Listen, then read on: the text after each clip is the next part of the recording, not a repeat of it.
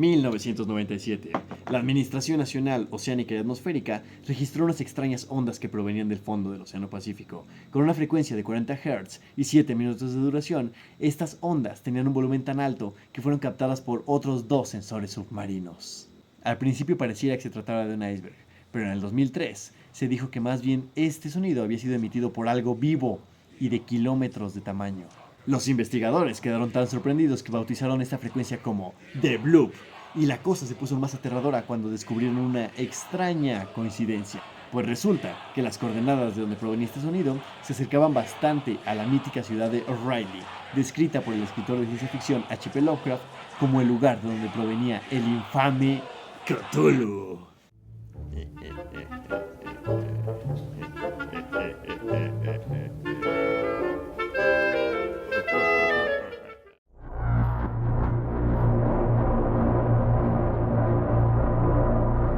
Que no está muerto lo que duerme eternamente, y con el paso de los eones, hasta la misma muerte puede perecer.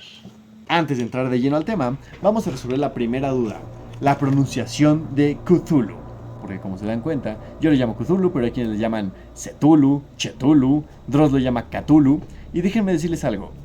No tenemos la pronunciación correcta, por el simple hecho de ser humanos, no tenemos la posición fonética necesaria para pronunciar esta palabra. Cthulhu, según yo, es la forma más cercana a lo que se asemeja del sonido que hacían las especies que lo veneran, especies que son más parecidas a pescados que a humanos. Hablemos un poquito de H.P. Lovecraft. Fue un escritor de terror y ciencia ficción, quien a diferencia de sus contemporáneos se salió un poco del estilo de literatura gótica y los clásicos relatos de muertos que regresan, y se fue hacia un tipo de terror del que nadie había oído hablar hasta el momento, el horror cósmico. Este rollo de describir cosas tan grandes que van más allá de la imaginación y de hacernos sentir que somos una pequeña, pequeñísima partícula en el universo. El sentirse diminuto en un universo enorme e infinito lleno de oscuridad, eso es el terror cósmico. Eso y los sueños extraños que tenemos cuando nos da fiebre, ya saben. Solo que para la gente de 1920, pues no les llamó mucho la atención este subgénero literario. Y el señor Lovecraft, pues no fue tan reconocido en vida. Pero a las siguientes generaciones, vaya que nos gustó mucho. Pero a sus hijos les encantará. En 1926, Lovecraft, trabajando para la revista Weird Tales Magazine, les manda su novelete, o relato corto, titulado La llamada de Cthulhu, a lo que el editor la agarra, la ve y dice, no es tan buena, muchas gracias, pero no. Uno de los amigos de Lovecraft, llamado Donald Wandery, aplicó la clasiquísima de hacerle creer al editor que Lovecraft ya estaba vendiendo su relato a otros lados, y que se lo querían comprar todos porque era demasiado bueno. Entonces Weird Tales dijo, siempre sí lo queremos y sí lo vamos a publicar. Fue así que se dio a conocer esta historia, y se convertiría en uno de los mejores relatos de terror por excelencia, y que inició con una serie de historias que en conjunto formarían más adelante lo que se convertiría en Los mitos de Cthulhu. Pero, ¿de qué trata el libro? Veamos. Todo empieza con Francis Wayland Thurston narrándonos que su tío abuelo, George Gamel, falleció y dejó una investigación a medias. Ahora depende de Francis compilar los papeles y ver de qué se trata y si esto tendrá algo que ver con la misteriosa muerte de su tío. Y resulta que este hombre había estado investigando sobre unas violentas sectas alrededor del mundo que realizaban sacrificios humanos y veneraban a un ser que se describe como un monstruo de contornos vagamente antropoides, pero con una cabeza de pulpo cuyo rostro era una masa de tentáculos, un cuerpo escamoso que sugería cierta elasticidad, 4 extremidades dotadas de garras enormes y un par de alas largas y estrechas en la espalda. Ah, por cierto, lo que están viendo en pantalla es un bosquejo hecho por el mismo Lovecraft de cómo él se imaginaba que es Cthulhu. También Gamel había estado recopilando información de las entrevistas que le hacía un artista llamado Wilcox, quien le describía una inmensa ciudad en el fondo del océano que veía a través de sus sueños, y en la que habitaba este ser horrible que lo inducía a la locura, a quien esculpe en una estatuilla curiosamente muy parecida a la que veneraban los cultos. Ah, y se describe que estos cultos eran mucho más violentos que la peor secta vudú del momento, realizando actos atroces y cosas inimaginables. Y dentro de la investigación, Gamel llegó a una aterradora coincidencia, pues descubrió que en determinados días, mucha gente alrededor del mundo había tenido el mismo sueño compartido. Al igual que Wilcox, todos habían soñado con una inmensa ciudad sumergida en el fondo del océano. Una ciudad de proporciones inimaginables. En medio de la ciudad había una especie de tumba, y adentro se encontraba Cthulhu dormido. Y un montón de seres horrendos, mitad hombre, mitad pez, lo veneraban, cantando rezos que decían algo como esto de aquí. Lo cual, traducido por expertos, vendría siendo algo como en la ciudad de Riley, el difunto Cthulhu espera soñando.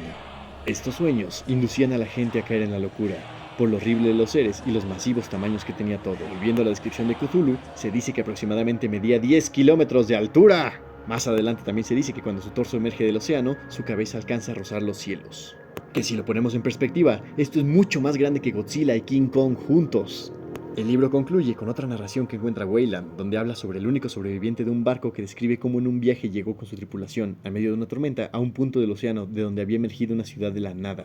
Los hombres bajaron a investigar la misteriosa ciudad. Una enorme puerta se abrió y de la cual salió el mismísimo Cthulhu, matando a 2 marineros de miedo con el simple hecho de contemplarlo y sumergiendo al resto en la locura. El capitán logró regresar a su barco y después de una épica huida logró escapar del monstruo, dando por conclusión que un grupo de marineros lograron por accidente lo que varias sectas no pudieron en miles de años: despertar al poderosísimo Cthulhu.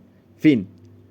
Hablemos un poco del origen de Cthulhu, pues en un punto de la narración se nos dice que más que ser un extraterrestre o un monstruo marino, se trata de un Great Old One, o por su traducción, un gran antiguo, un ser antiguo proveniente de otra dimensión y que puede moverse a través del tiempo y el espacio cuando las estrellas se encuentran en una posición determinada. En una de esas llega a la Tierra, mucho antes de que existiera la vida que conocemos actualmente, y se oculta bajo el océano de una especie de hibernación extraña en la que espera que las estrellas se acomoden de vuelta para poder despertar, causar caos, gobernar y ser venerado como la entidad que es. Y tiene una característica curiosa: le gusta mucho ser venerado. De hecho, uno de sus poderes es que inclusive estando dormido puede comunicarse con otros seres vivos a través de los sueños. Esto para que comiencen a venerarlo y preparen el terreno para cuando él despierte. O también para que estos seguidores puedan intentar despertarlo. Esto usando el mítico Necronomicon, el libro de los muertos, escrito por el árabe loco Abdul al-Red, que sirve para invocar precisamente deidades de este tipo. Todo esto es descrito por el gran Lovecraft, pero no me quiero meter mucho con su mitología, porque es el equivalente a quererles hablar del Hobbit y empezar a meter con el Silmarillion de Tolkien. De hecho, estos dos universos tienen un par de similitudes. Lo que sí me gustaría explicarles es que dentro de los mitos de Cthulhu existe una clasificación, y Cthulhu vendría siendo el líder de los Great Old Ones, los grandes antiguos. Cthulhu también tiene sus seguidores, principalmente hombres que cayeron en la locura, cultistas y los profundos, unos seres mitad hombre, mitad marisco, que habitan en los abismos y en Innsmouth. Pero arriba de Cthulhu existen unos seres que son todavía más poderosos, los Older Gods, o los dioses antiguos. Algunos ejemplos rápidos de los dioses antiguos son Shub-Niggurath, Nyarlathotep, Yog-Sothoth y Azathoth.